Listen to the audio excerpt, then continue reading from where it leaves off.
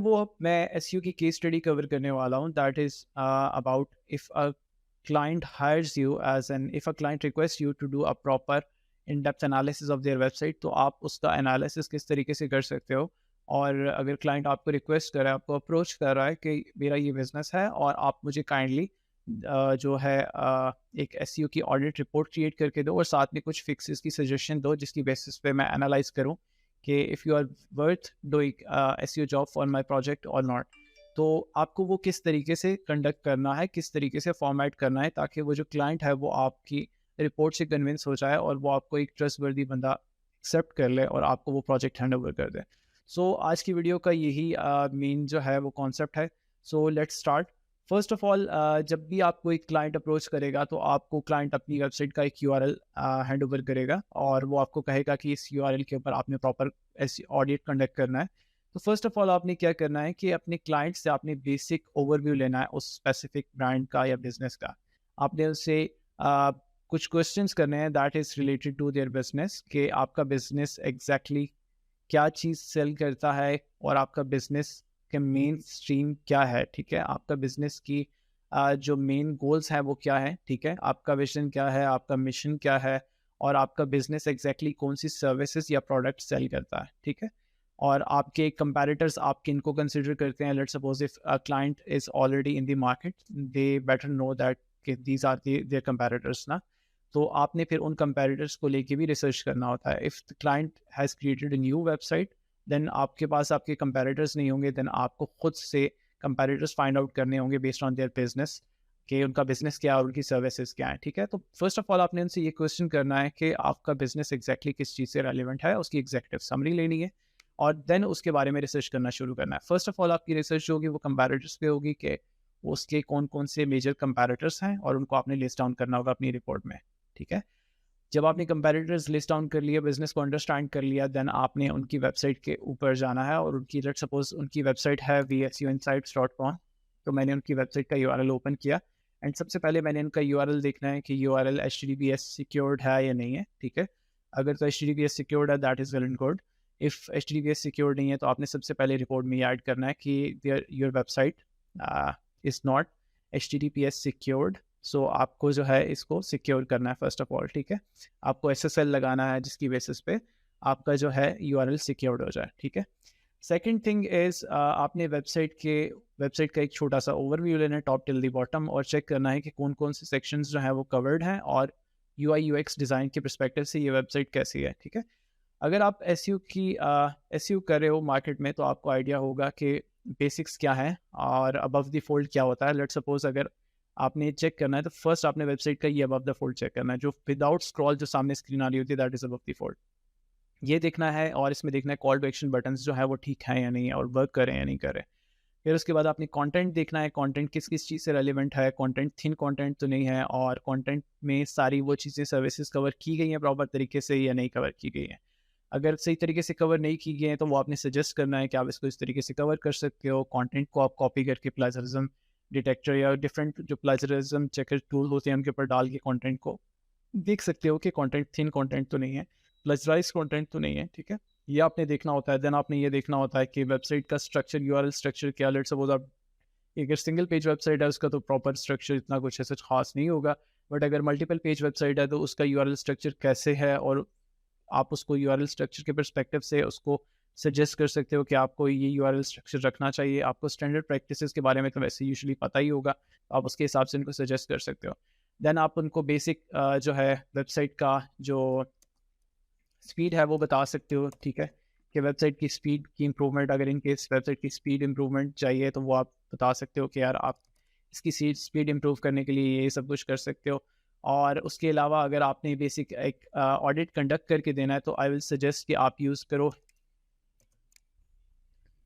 अ, आप ये यूज़ करो ज़ाड्रोवेब.com। ये वेबसाइट यूज़ करो और इसमें वो यूआरएल पेस्ट करो जो आपके क्लाइंट ने आपको दिया है, तो ये आपको एक ऑडिट रिपोर्ट क्रिएट करके दे देगा जो कि बहुत ईज़ी है। और इस ऑडिट रिपोर्ट को आप पीडीएफ में एक्सपोर्ट करके अपने क्लाइंट के साथ शेयर भी कर सकते हो। लेकिन मेन चीज़ ये है कि आपने खुद से इसके रिपोर्ट को एडिट करना है, उसकी एनालिसिस करना है, इसके स्क्रीनशॉट्स ऐड करने हैं ताकि क्लाइंट जो है आपकी रिपोर्ट से कन्विंस हो जाए, ठीक है?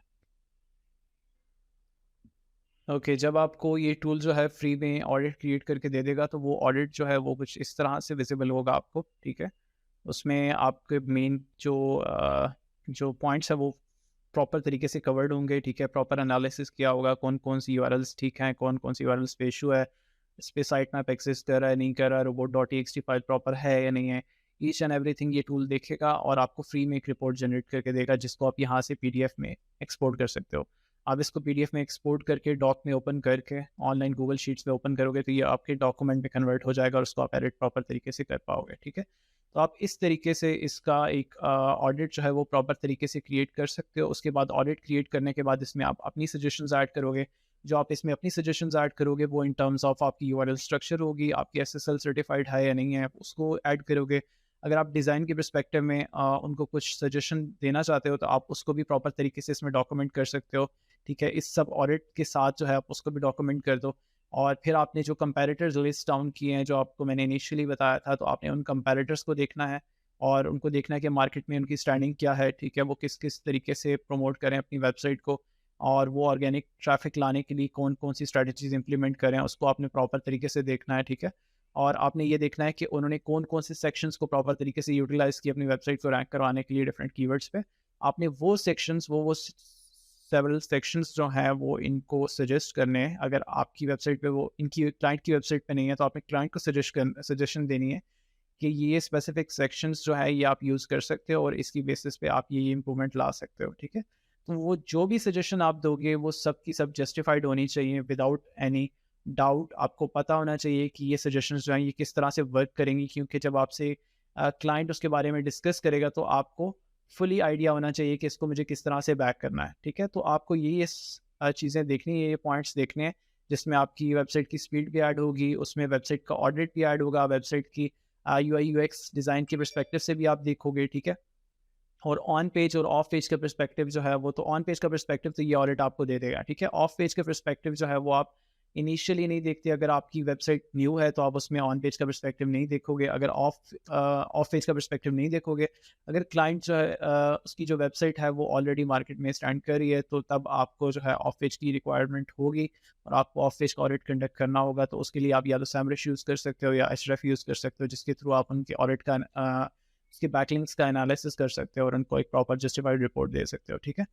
और उसमें आप बता सकते हो these are some of the toxic links जिनको आपको रिमूव करना है। तो जो स्पैमी साइट्स होती हैं जिनका जो स्पैम स्कोर है वो ज़्यादा होगा, वो आप वन बाय वन चेक कर सकते हो। Free spam score checker websites होती हैं, उन पे जाके आप उन यूआरएल्स को ऐड करो जहाँ से आपको बैकलिंक्स मिले हुए हैं और वहाँ से आप उनको चेक कर सकते हो। If they are spammy websites then you can point those out in the audit as well. और उसके बाद जो है लास्ट बट नॉट लीस्ट आपकी अपनी पर्सनल सजेशन उनकी वेबसाइट के बारे में, उनके बिज़नेस के बारे में, कंपैरेटर्स को देखते हुए उनकी वेबसाइट के ऊपर कौन-कौन सी चेंजेस रिक्वायर्ड हैं। आप वो पूरे का पूरा एनालिसिस करके उसको वाइंड अप करते हो एंड पे अपनी सजेशन के साथ। तो इसमें आपकी जो पहली चीज़ होती है वो ये होती है कि आपका personal analysis UI UX design के पर्सपेक्टिव से। सेकंड चीज़ ये होती है कि आपका प्रॉपर ऑडिट जो ऑन पेज के पर्सपेक्टिव से हो। थर्ड चीज़ आपका ऑफ पेज का ऑडिट इन केस वेबसाइट पुरानी है। अगर एक वेबसाइट नहीं है तो उसमें ऑफ पेज का ऑडिट डालने की ज़रूरत नहीं है। और लास्ट थिंग जो है आपकी पर्सनल सजेशन, और उसमें आप अपनी सजेशन दे सकते हो कि ये चीज़ इस तरह से प्रॉपर तरीके से होनी चाहिए। और इन केस अगर क्लाइंट जो है आपसे डिमांड करता है कि आप मुझे प्रॉपर एसईओ का प्लान भी क्रिएट करके दो, तो आपको फिर टाइमलाइन सेट करनी होती है कि कितने टाइम में आपको क्या-क्या टास्क परफॉर्म करना होगा और किस तरह से आप इसको एसईओ स्ट्रेटजी में लेके बना के लेके चलोगे। सो ये सारी चीज़ें जो आपको बताना ज़रूरी थी, और ये बेसिक्स होती हैं एसईओ के अंदर। अगर आपको कोई भी क्लाइंट रीच आउट करता है तो आपको फर्स्ट चीज़ें जो है वो यही आगे टकरती हैं और आपको इन्हीं से काम करना होता है। तो आपके पास जितनी भी मैंने आपको चीज़ें बताई हैं वो सब की सब फ्री हैं, ठीक है? फ्री टूल्स हैं। आप उनको यूटिलाइज़ करके अपने क्लाइंट को कन्विंस कर सकते हो। और अगर आपने कोई भी कंटेंट वगैरह लिखना है, कुछ भी ऐसी चीज़ लिखनी है इससे रिलेटेड, जो अगर आप एसईओ एक्सपर्ट हो, आप कंटेंट राइटर नहीं हो, आपसे प्रॉपर लिखा नहीं जाता, तो आप चैट जीपीटी को यूज़ करके उसको एक गाइडलाइन प्रोवाइड करके उसको कह सकते हो कि आपके लिए प्रॉपर एक कंटेंट लिख दे जो आप अपनी रिपोर्ट में ऐड कर सकते हो कंक्लूजन की फॉर्म में।